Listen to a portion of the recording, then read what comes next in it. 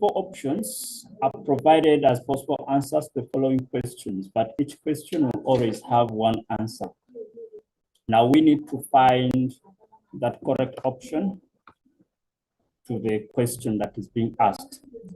So question number 1, they're telling us that 2 identical metal spheres, each having mass m, and these are separated by a distance r, exert the gravitational force of F on each other. Okay, so the distance between the spheres is now halved. What happens to the magnitude of the force? So we know that from Newton's law of universal gravitation, m1, m2 over r squared.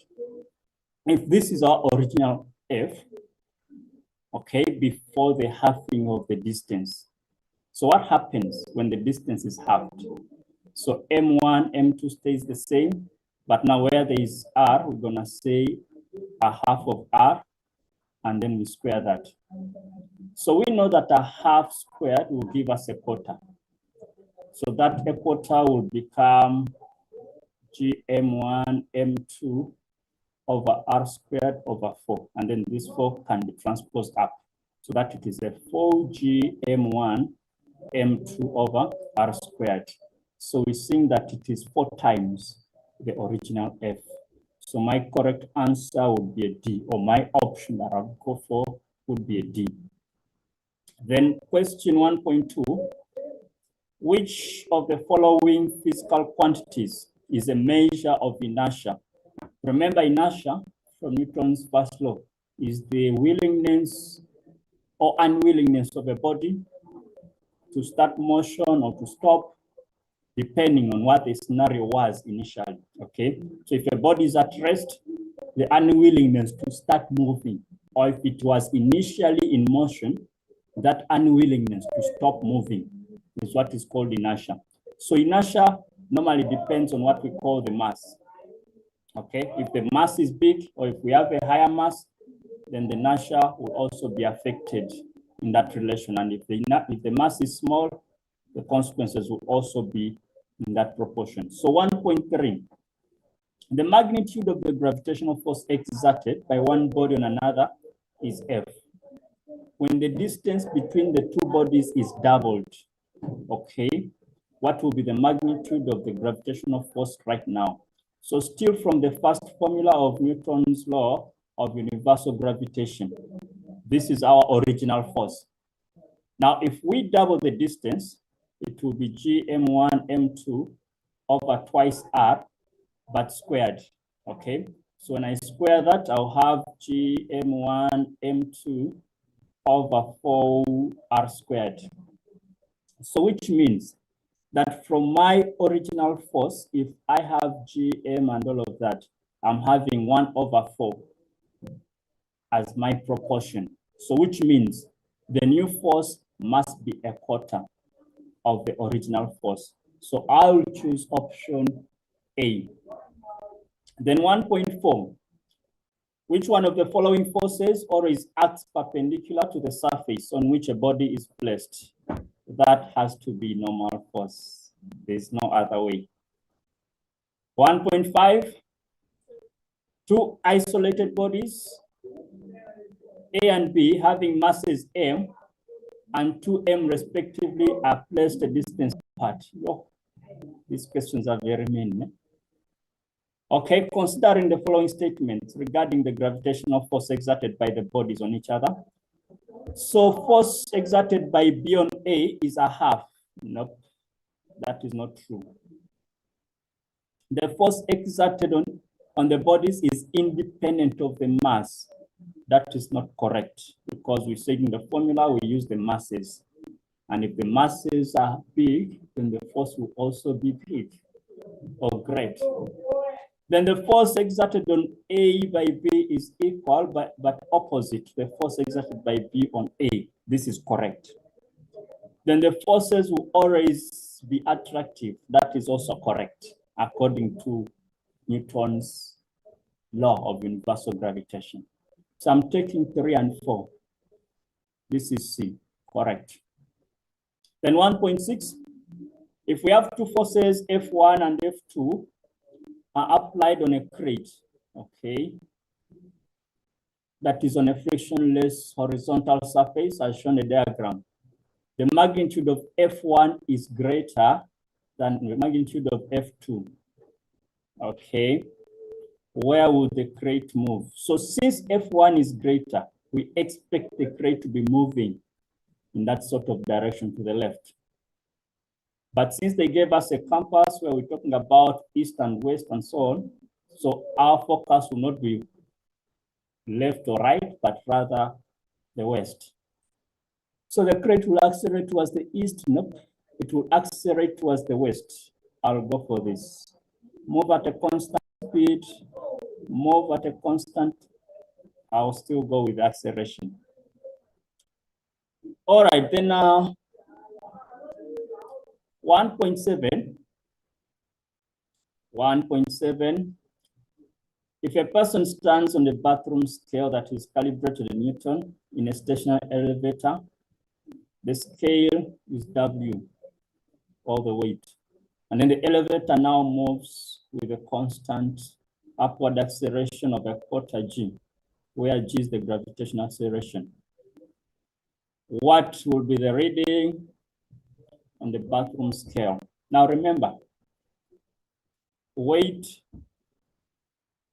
is equal to mass and the gravitational acceleration. Now, if, what will be the reading? Okay, so we're looking at the weight again. Okay, so we are saying weight is directly proportional to the gravitational acceleration or the acceleration of that body. Now, if the weight is if the gravity or the acceleration has been reduced by a quarter, which means even the weight must be decreased by a quarter, I'll go with option A. If there's any changes, please, you can slot it within the comment section. 1.8, diagram below shows an electric field pattern as a result of 2-point charges, X and Y. Okay, we don't know the charges, but we can see the movement of the field lines, that they are moving from X towards Y. Okay, so which one of the following represents the charge on each?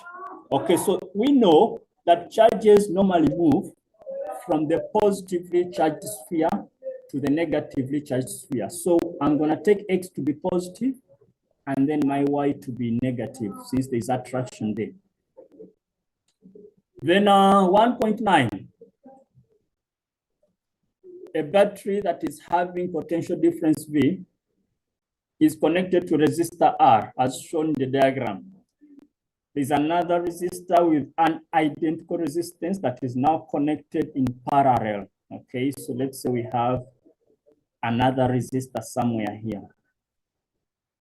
Can connect it like no problem. Okay, how will the voltmeter reading change when the second resistor is connected? Now, one thing we know about voltage, okay, in a parallel combination, that it will always be maintained. In other words, it doesn't change. The only thing that changes will be the current, because we know that in a parallel combination, it's also known as a current divider. Okay, so what we're going to say, the voltage is going to remain the same. So we're looking at options B and C. Then what happens to the current? Now we know that for as long as we have two resistors in parallel, the effective resistance must be smaller than the smallest of the two. Okay, so if this was, let's say, 2 ohms and 3 ohms, we know that the effective, they said they're identical. Why am I calling it a 3 ohm? Okay, so we're calling it a 2 ohm. So our effective resistance must be smaller than.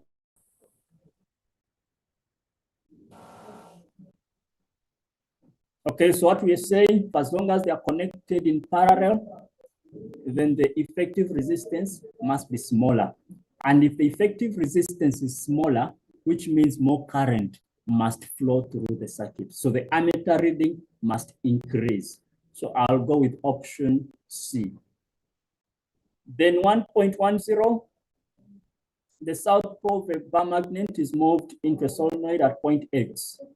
And then the needle of the galvanometer that is connected to the solenoid moves towards the right. Okay, which one of the following actions will give the same result for the needle of the galvanometer?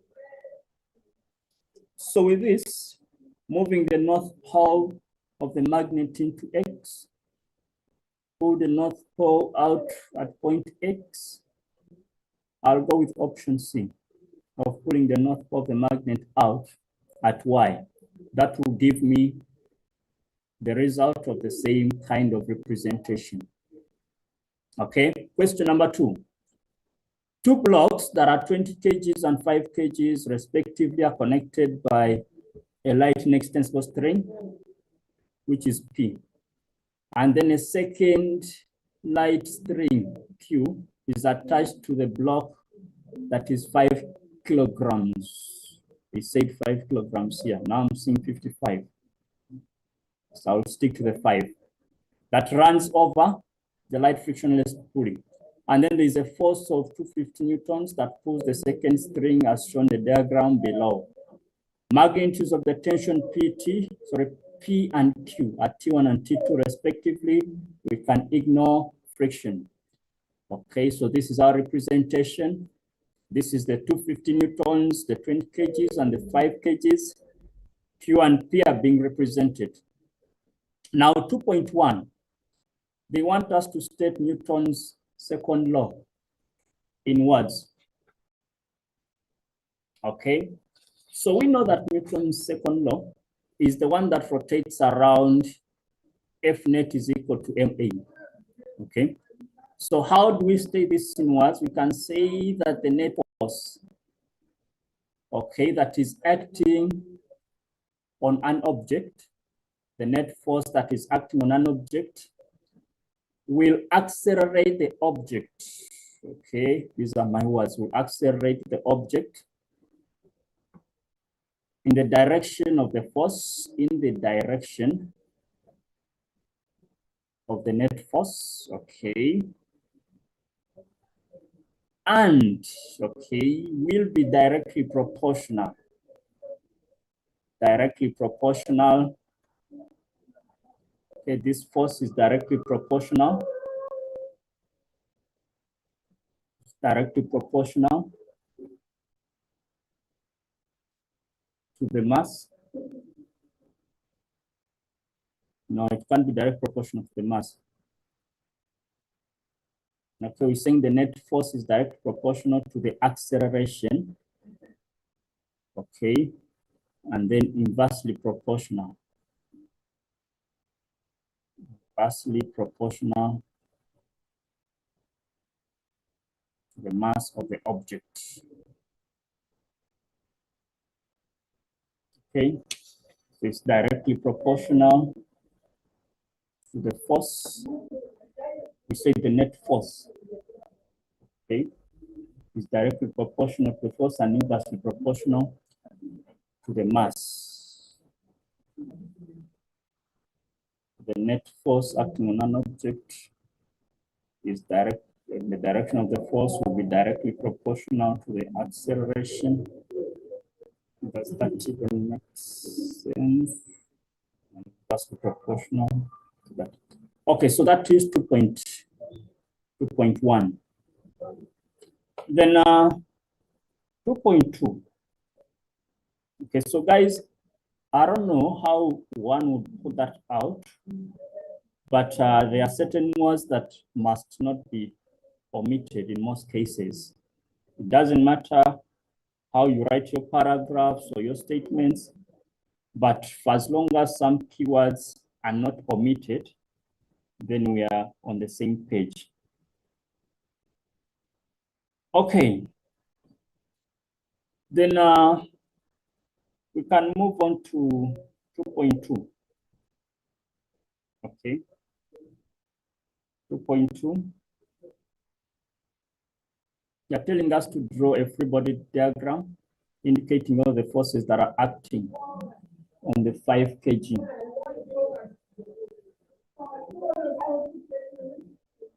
So when I look at my 5 kg, I can see that yes, there is weight that is acting downwards. There is tension that is acting upwards, but then there is also tension that is acting downwards. So for 2.2, what I'm going to do, for 2.2, I'll keep the same color.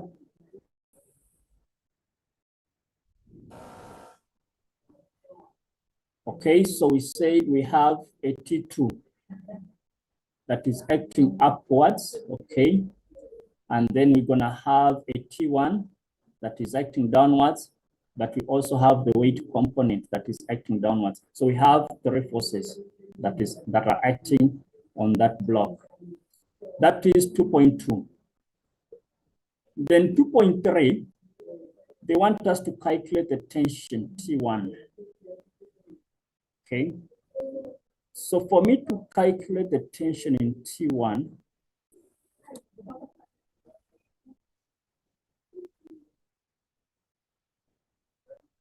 okay, so we're saying we look at a number of aspects, and the first aspect would be looking at the block of the 20 kg. Okay, so when I look at the forces that are acting on the 20 kg block, I have the weight downwards, and then I have this tension 1. Okay, then I can look at probably the tension. I know that T2 is more like the 250. But then I'm not going to look at that scenario. I can just look at the entire system where I focus on this, and then I focus on these two masses and so on, okay?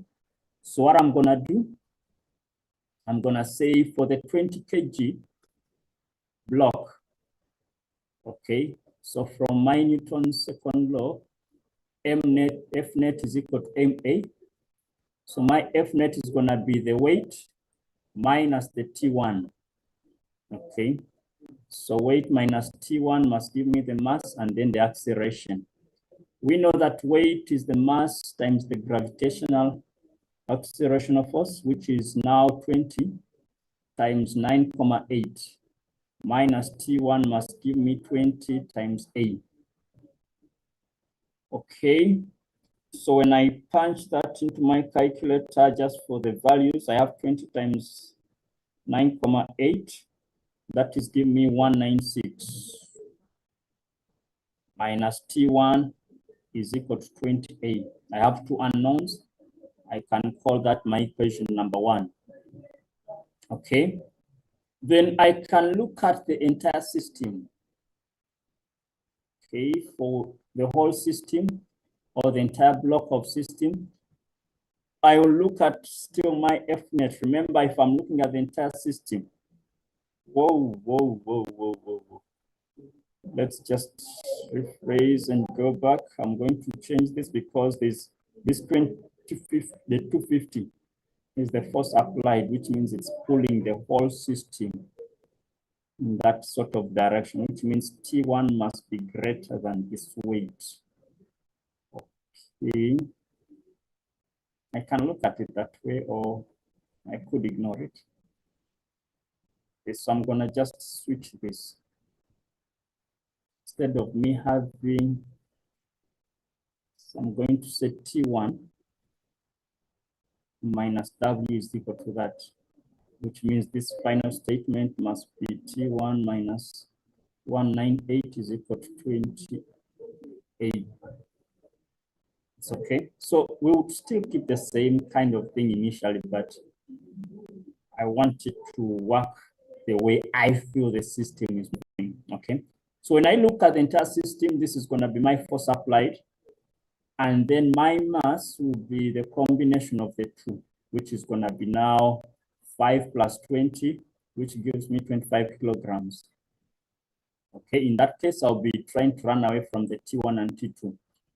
So from my F net, which is equal to MA, so we're saying the force applied, okay, minus the weight should give us the combined mass and the acceleration of the system. Okay, so our force applied is 250. minus the weight. Remember, weight is mass times the acceleration due to gravity. So we said our mass is 25. We're multiplying this by 9,8.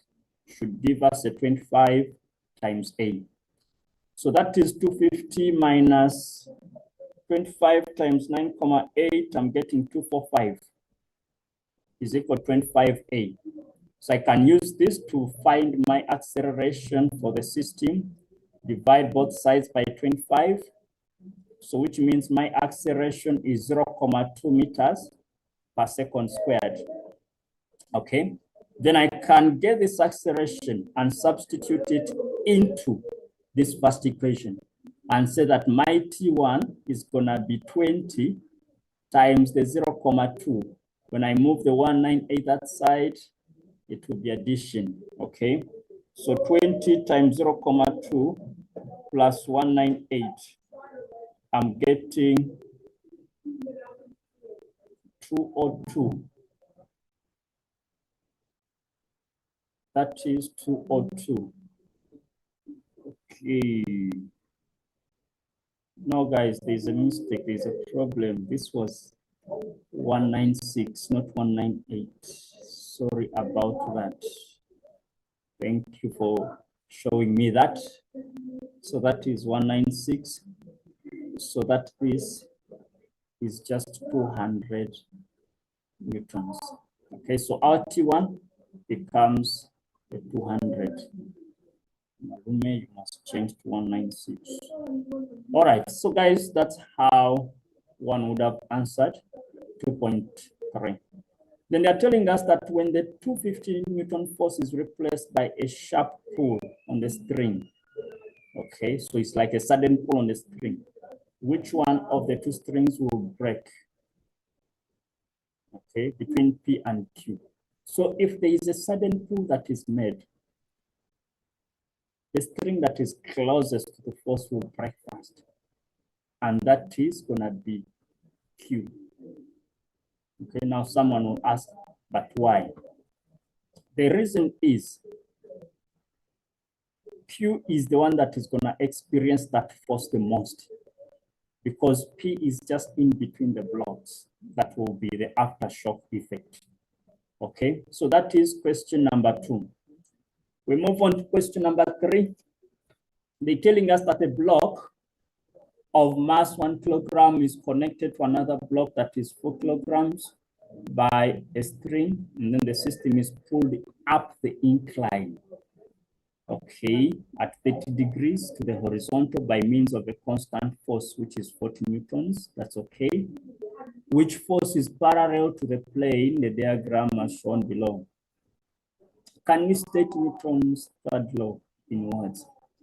So we know that with Newton's third law, now I say that when body A, okay, exerts a force on body B,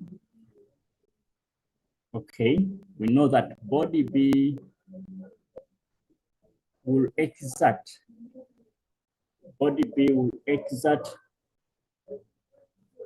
a force of equal magnitude, a force of equal magnitude,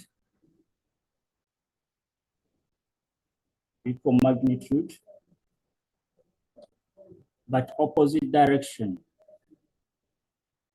Let me say equal magnitude will act with equal magnitude, okay, in the opposite direction. On body A. Okay, so guys, that is just Newton's third law. Action and reaction will be equal, but opposite. All right, then 3.2, can we draw a labeled free body diagram for the 1 kilogram? Okay, so when we look at our 1 kilogram body, they told us that there is a string that is connecting, okay, but the plane is also rough. This is what I was looking for. Okay, so there's tension in that case, but then there's also gonna be friction. And on top of that, since the system is moving upwards, we also have our FG parallel that will be acting downwards.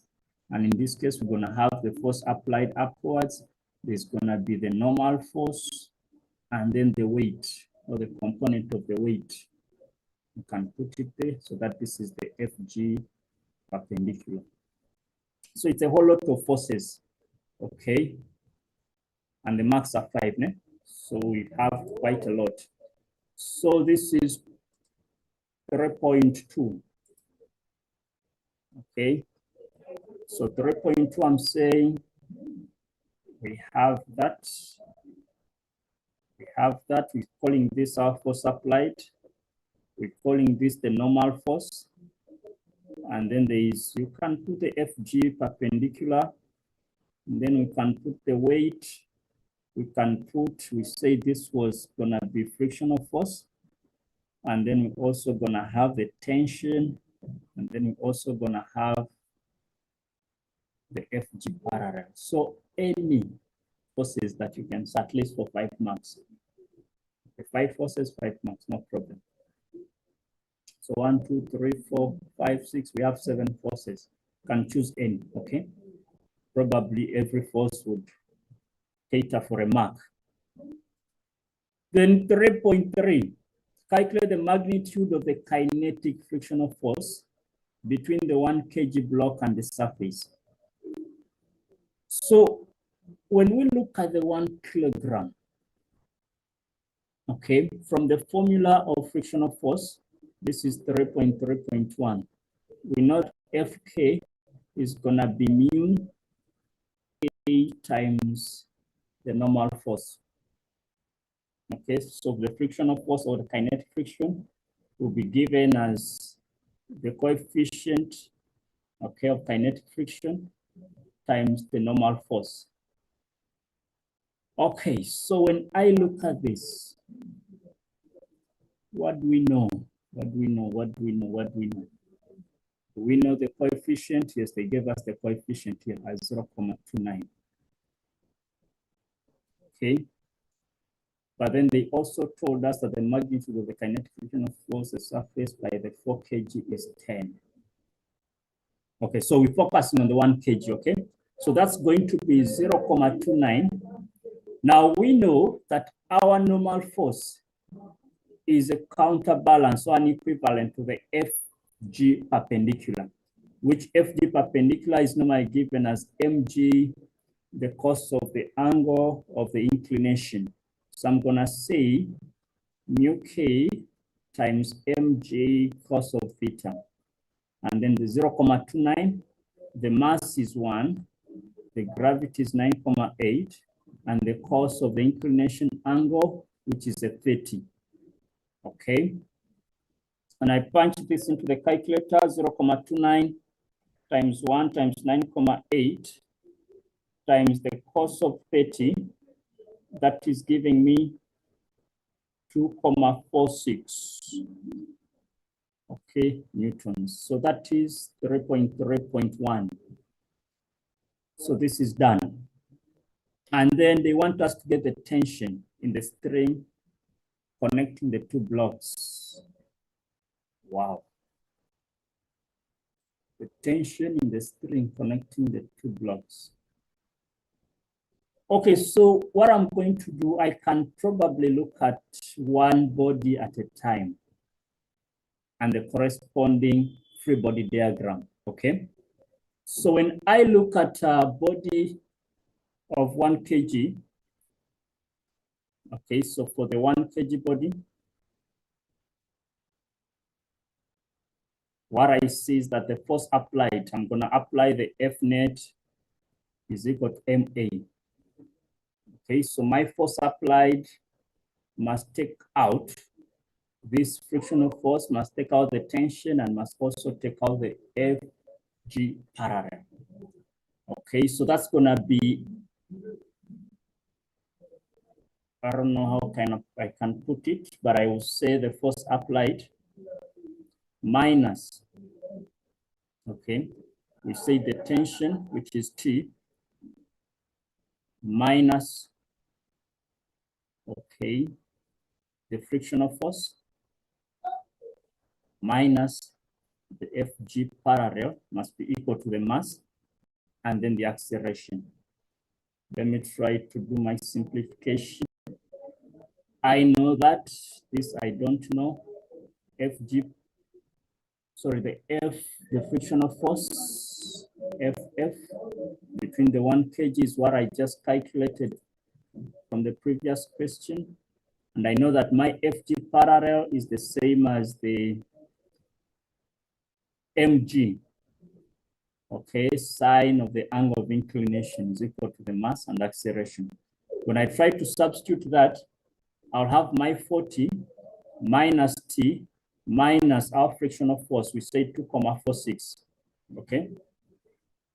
2,46 minus the mass, which is 1 times 9,8. The sine of 30 must give us the mass, which is 1 times the acceleration, which is A. Okay, when I simplify this, I'm gonna have a 40 minus T. I simplify minus 2,46.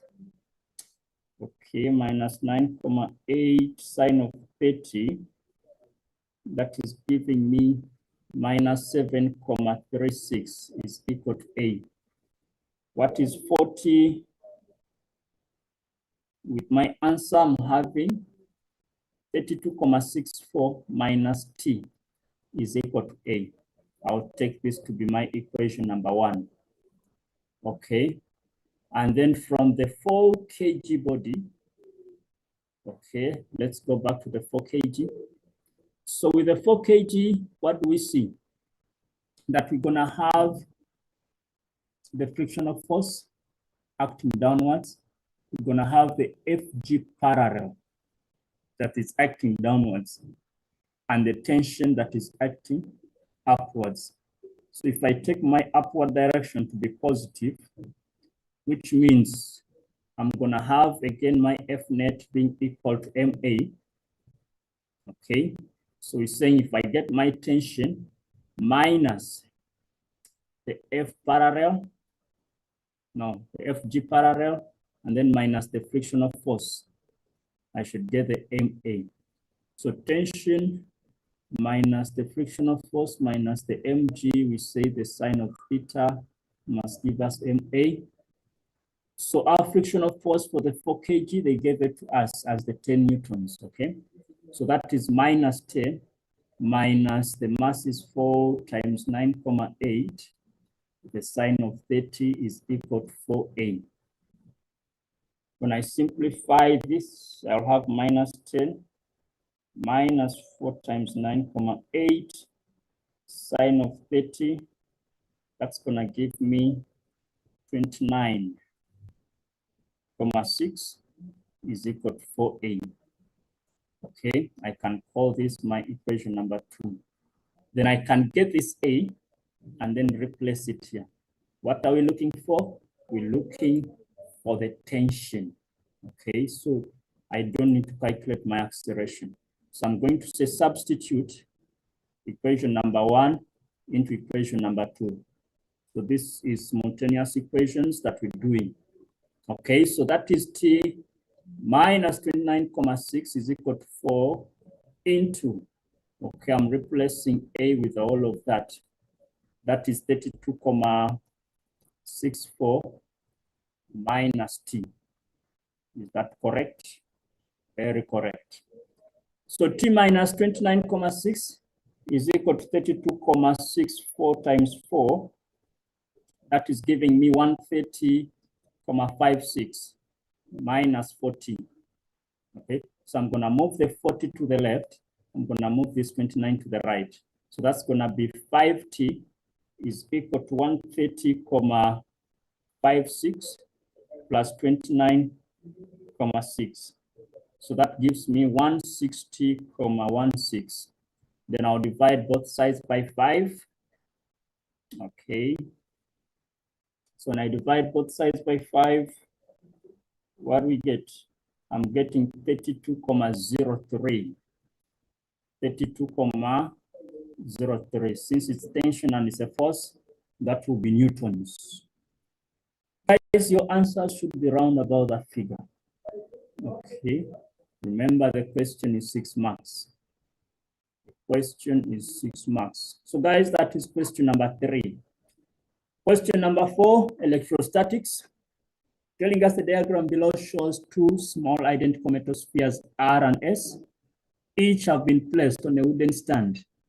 Okay, spheres R and S carry charges of positive 8 microcoulombs and negative 4 microcoulombs, respectively, as we can see. Explain what is the reason for the spheres being placed on wooden stands. So normally what happens is that the spheres will be placed on wooden stands so that there is no loss of charge. Okay, so we can say that it's done to ensure that charge does not leak to the ground. Does not leak to the ground, because if it's connected directly to the ground, then it will be a conductor, okay, and charge will be lost. Then they're telling us that R and S are brought into contact for a while and then separated by a small distance. Now they want us to get the net charge on each. So one thing we know is that when spheres do touch each other, there will be transfer of electrons, there will be transfer of charge, and then after the separation, the spheres should be able to possess the same amount of charge. So in this case, we need to get the average charge.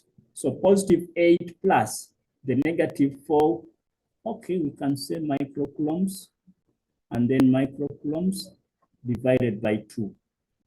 When we have that, we have 4 microcoulombs divided by 2, so which means we're gonna end up having 2 microcoulombs as our net charge on the spheres. Then they want us to draw the electric field pattern of the 2 spheres. Now this is happening after the separation, okay? So one thing we know is that since both bodies or spheres are both positively charged, what happens with positive spheres or positive charges? For as long as the charges are like, there's going to be repulsion. Okay, so there's going to be repulsion in this sort of format.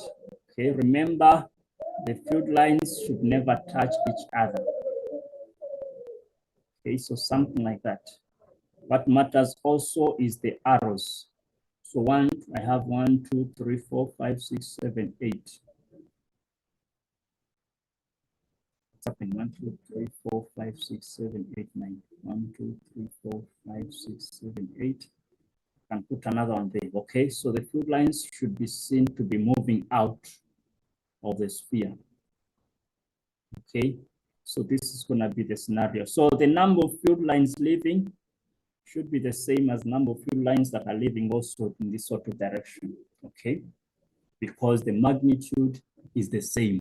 So there is going to be repulsion in that case. So guys, that is 4.3. Then after R and S have been in contact and separated, we have a third sphere T, okay, that is brought. And this sphere is having charge of 1 microcoulomb placed between them as shown, okay? There's a 1 microcoulomb somewhere there. Remember, this was 2 microcoulombs, and now this is also positive 2 microcoulombs. Okay, the distances are given in centimeters. Can we draw a free body diagram showing the electrostatic forces experienced by T due to the spheres R and S? Now, since this is a positive, and this is a positive also. At T, as my point of reference, between S and T, the force that's going to be there is going to be repulsion, okay?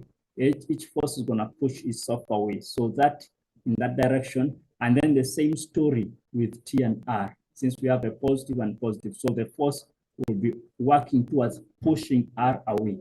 So I'll have this in that sort of direction. So how I label this will be F, okay? I can say T, or we can say F. Can I say S and T? Okay, S and T. and then this is going to be F of R on T. Remember, it's repulsion, so it will be moving the opposite directions.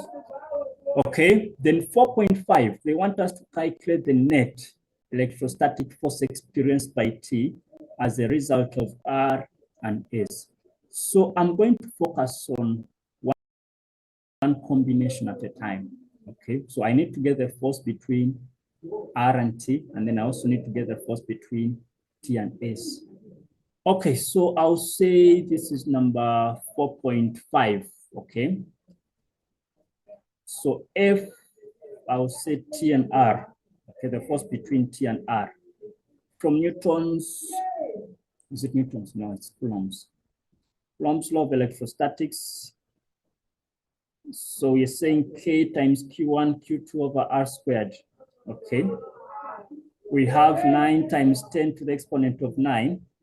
And we're gonna take our first charge to be the +2, okay, the +2, and then we multiply it by 10 to the -6, and then that is gonna be 1 times 10 to the -6.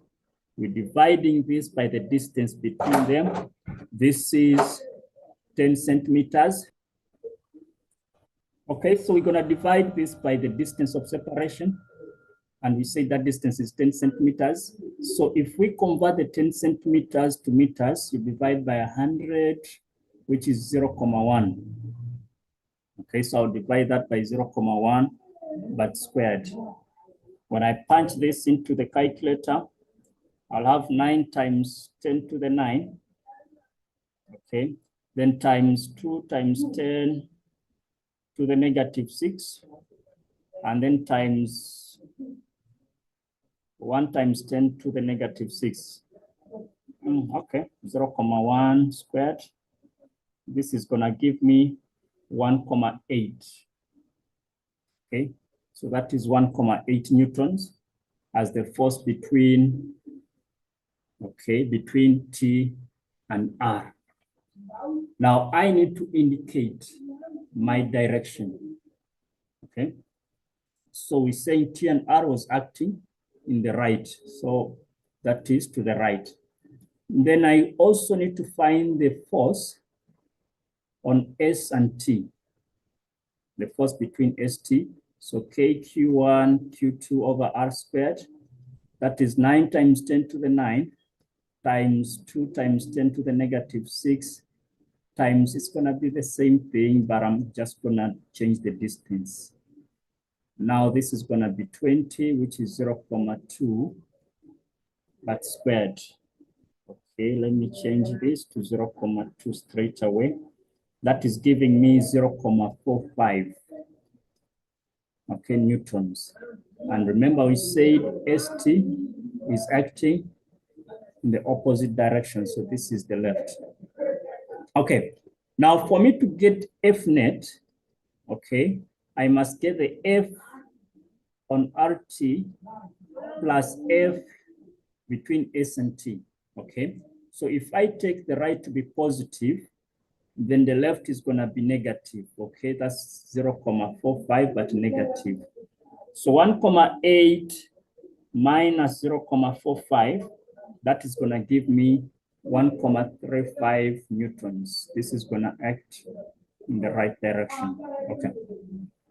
Because the bigger magnitude is acting in the right, so to take on the direction of the net force. Then 4.7, they want us to calculate the magnitude of the net electric field at T due to R and S. Okay, treat the spheres as if they were point charges. So now, since we have the net electric field, okay, no, I'm answering 4.7 before 4.6.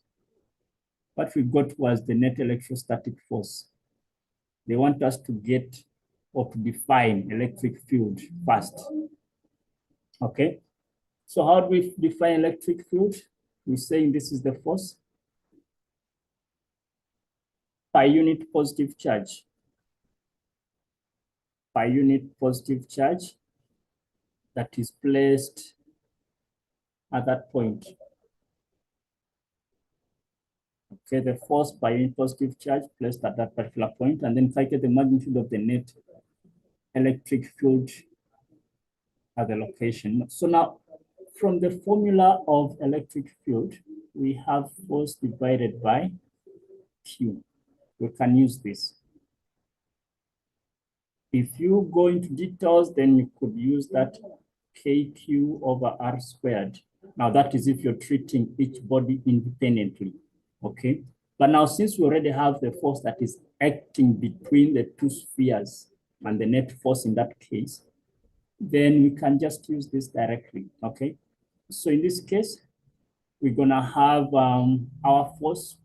Remember, our force is 1,35 newtons. Okay, so 1,35 newtons.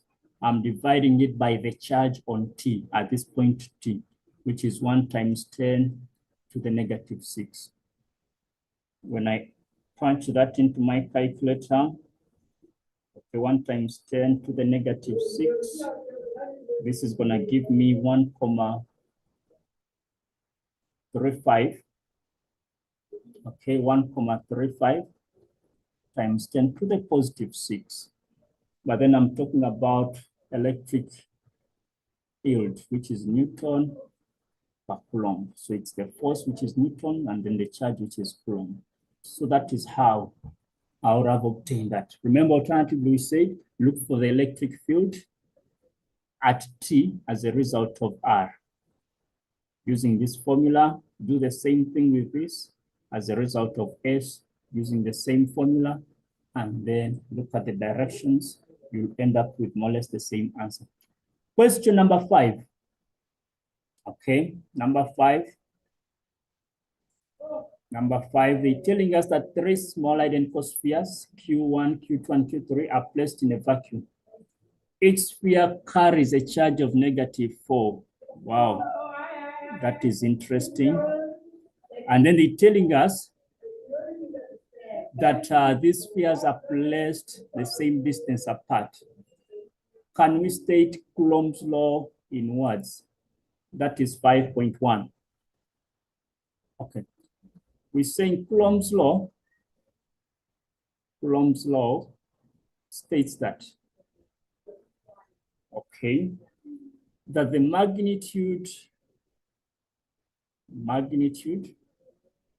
of the electrostatic force, okay, magnitude of the electrostatic force that is exerted by a point charge. Okay, we can say by a point charge on another point charge, because remember that F is equal to K Q1 Q2 over R squared. In this case, we're focusing on the charges. Okay, force diagram showing the electrostatic forces exerted on Q1 as a result of Q2 and Q3. So what I can see is that since the charges are the same, there's going to be repulsion. So the force between Q1 and Q2 is going to work in that sort of direction. When you look at Q3 and Q1, repulsion, that sort of direction. So my 5.2 is just going to be this kind of thing, okay? So which means this is F between Q1 and Q2, then this is F between Q1 and Q3 as a result. So which means our resultant will be in the middle somewhere here, which is the net force. Then 5.3, calculate the net force exerted on Q1 as a result of Q2 and Q3. So in this case, I'll have to work on them separately, okay? So I need to first of all find the force on Q1 as a result of Q2. And then I also need to get the force on Q1 as a result of Q3, and then combine the two to find my resultant. So first things first, this is 5.3. I'll say my F on Q1 as a result of Q2 will be KQ1 Q2 over R squared. This is 9 times 10 to the 9. This is gonna be 4 times 10 to the negative Well, they said micro or nano. It's micro, so it's a -6. Okay. Saying -6 times the same force again. So I would rather I square that and then divide by the distance. This is 3 millimeters. Okay, 3 millimeters. I'll divide 3 by 1,000. So which is the same as 3 times 10 to the -3, but squared. Okay. When I punch that into my calculator, 10 to the 9, I'm multiplying it by 4 times 10 to the -6. Okay, I square that over 3 times 10 to the -3. Okay, but squared. Okay, when I simplify that, I'm getting what's happening. Okay, so that's going to be 1,6 times 10 to the 4. Okay, this is a force, so that is Newton, but this is acting. They say to the, did we say to the left, Q1 and Q2? Yep, to the left. Then we know that since the distance of separation between the forces and the magnitude of the force is the same, which means even this bottom force, Q1 and Q3, is also going to be the same. Okay, so therefore, the Q1 based on Q3 is also going to be the same, 1,6 times 10 to the 4 newtons. But this is going to act downwards.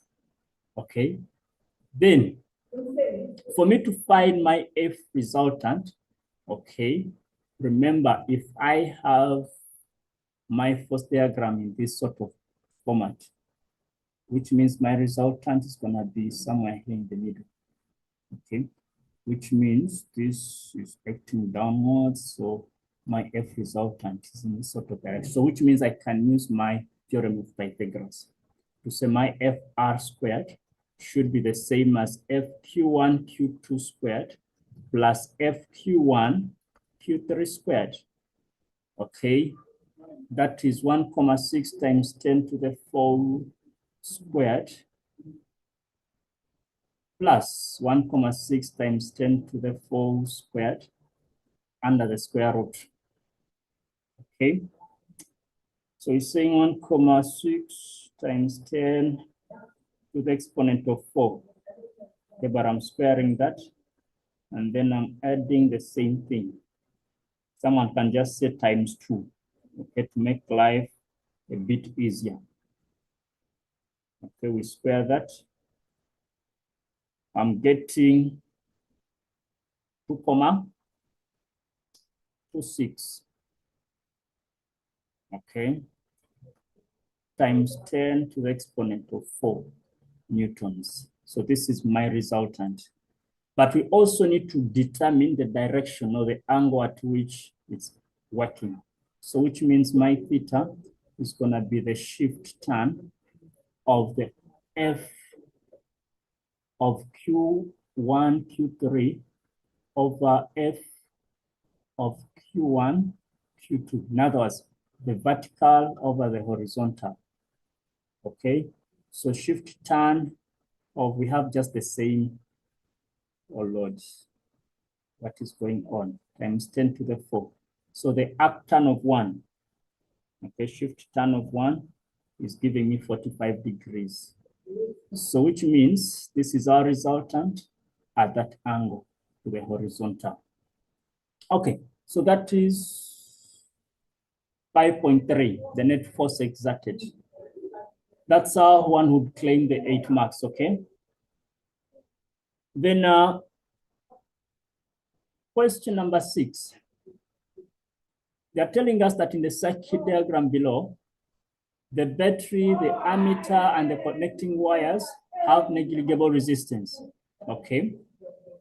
When the switch is closed, the reading on the ammeter is 2 amps, okay? So you have 2 amps there, which means the current that is flowing through the circuit is 2 amps. The reading on the voltmeter V1 and V2 are identical. Okay, so the value here, V1 is the same as V2. Interesting. Write down the reading on the voltmeter V1 when the switch S is open. Okay, now for as long as the switch is open, there is no current that is flowing through the circuit. So definitely it's gonna be 0. Okay, because V1 is connected across a resistor and no current is passing through that resistor, so there is no potential difference across. Then 6.2, they are telling us that the switch is now closed. Okay, so if that is closed, then the current can flow nicely. Okay, what do they want? They want the EMF of the battery. Okay, so the EMF is more like the total voltage across. Now, one thing you need to know is that this is a parallel combination, okay? But this parallel combination is in series with the 3 ohm resistor, okay? Now, for as long as they are in series, we're gonna have 2 voltages, which means for us to get the EMF, okay, we need to get V1 plus V2. Now, what is the value of our V1? So V1 from Ohm's law is going to be the current, which is 2 amps, times the resistance, which is 3. That is going to give us 6 volts. Okay. But they told us that the voltmeter readings are identical. Okay. So if this is 6 volts, even this is going to be 6 volts. So my EMF is going to be 6 plus 6, which is going to give us 12 volts. All right, then 6.2.2, they want us to get the current through the 4 ohm resistor, 4 ohms. What do we know about the voltage across this? Since they are in parallel, then the voltage must be the same. So the voltage through the 4 ohms must be the same as the voltage through the R ohm resistor, okay? And since we already know that the total voltage is 6, what will be the current? Question is asking the current through the 4 ohm. All right. So 6.2.2 from still Ohm's law, okay? Current will be given as voltage over the resistance. So that's gonna be 6 divided by 4. 6 divided by 4, 6 divided by 4, that's gonna give me 1.5 amps. There we go, that's the current that they want. And then 6.2.3, they want us to get the resistor R, the value of the resistor R. Remember, the total current is 2 amps, né? Just flows through 2 amps, enters here. Now, if we have 1.5 that is entering the 4 ohms, how much is left? Okay, so that's gonna be 0.5. So what we can say is, let me just jot it aside, 6.2.3. We're saying current that is passing through R is gonna be 2 minus 1.5, which is 0.5 amps. But the voltage is 6V, which means from V is equal to IR. My R will be V over I, then that is 6 divided by 0.5. And then that is gonna give me the 12 ohms. Okay, so this is 12 ohms. Then 6.4, sorry, 6.3. The 4 ohm resistor is now removed. Okay. We say it's being removed, maybe it burnt out. How would the current in the circuit change? We only need to write increase, decrease, or remain the same. Now, one thing we need to know is that if this is a 12 ohm, this is a 4 ohm, the effective resistance within this would be smaller than 4. Let's see. We're saying product over the sum. So that is 12 times 4 over 12 plus 4. So 48 over 16, which is 3 ohms, just for the parallel combination. Now, this 3 ohm is like an equivalent of this that's going to be in series with the 3 ohm, which means my effective resistance is going to be 6 ohms altogether. Okay, that is if the 4 ohms is still there. Now, if the 4 ohms is taken out, which means the 12 ohms and the 3 ohms are going to be now in series, which means my resistance now is going to be 12 plus 3, which is 15 ohms. Now you can see that this 15 is bigger than the 6. So what we can say is that removing the 4 ohms, okay, is going to increase the resistance, okay? And once resistance increases, the current will decrease. So the answer here is going to be decrease. Now the question is going to be, what is the reason? You can just tell us that current is inversely proportional, okay? Inversely proportional to resistance. In other words, you can say I is inversely proportional to 1 over R. In other words, if the R increases, the I must decrease.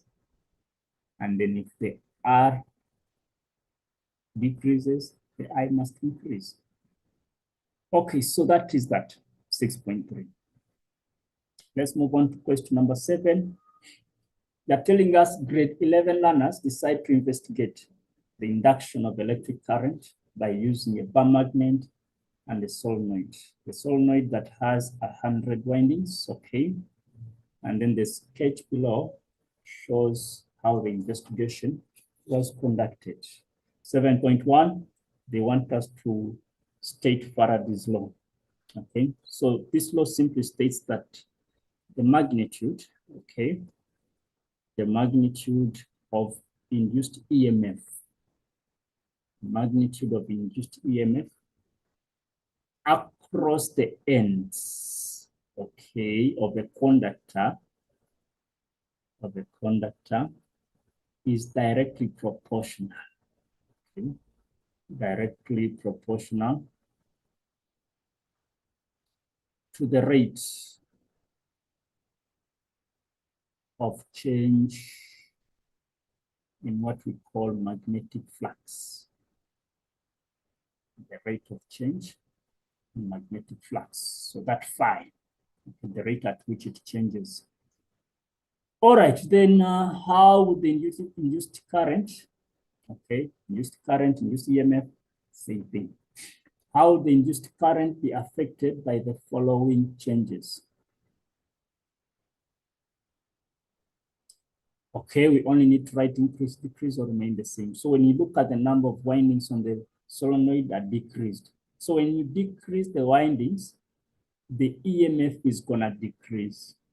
Okay, the EMF induced is gonna be smaller.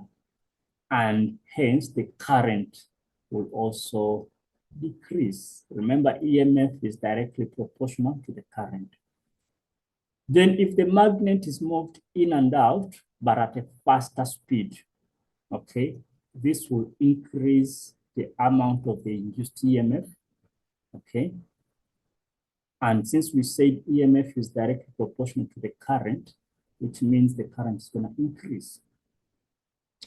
Then question number 8, Halley's comet with an approximate mass of 7.5 times 10 to the 15 kilograms was about 1.3 times 10 to the 8 kilometers from the Earth, whose mass is this, when it was at its closest point to the Earth in 1986. What is Newton's law of universal gravitation? Okay, so what this law simply tells us that each body in the universe, okay, so in other words, all bodies in the universe will attract each other and so on. So we can see that each body, okay, in the universe, each body in the universe attracts every other body with a force, okay, that is directly proportional. The force that is directly proportional, okay, to the product of the masses, okay, and inversely proportional, okay. Okay, so say inversely proportional to the square of their distances apart, of their distance, or the distance between them, or between their centers, anything, okay? Then 8.2, they want us to calculate the magnitude of the force. So this, you can get the formula from the back page. You said M1, M2 over R squared. We know that G is a constant, which is 6.67 times 10 to the negative 11. The mass, okay. Let's look at the mass of the first object, which is 7.5. All right, 7.5 times 10 to the 15. What about the mass of the Earth? We said it's 5.98. Okay, 5.98 times 10 to the 24. We're dividing by the radius. Now remember, this distance is in kilometers. Now when we change it to meters, just multiply by 10 to the 3, so that it is 1.3 times 10 to the 11. All right, so then that's gonna be our radius in meters. So we're saying 1.3 times 10 to the 11, but squared. When I punch that into my calculator times, we're saying 10. Hello. Okay, that's negative 11. I'm multiplying by 7.5 times 10 to the 15. Okay, multiplying by 5.98 times 10 to the 24. I'm dividing it by 1.3 times 10 to the 11, but squared. Okay, so I'm getting 1.77 times 10 to the exponent of 8. So guys, that is how I would have gone about with that paper. That's what was expected. Please, if there are any variances, any positive comments, please just slot them under the comments. Any corrections, mistakes are to ask the humans. All right, thank you very much, guys. That was paper number 1. Let's meet for paper number 2.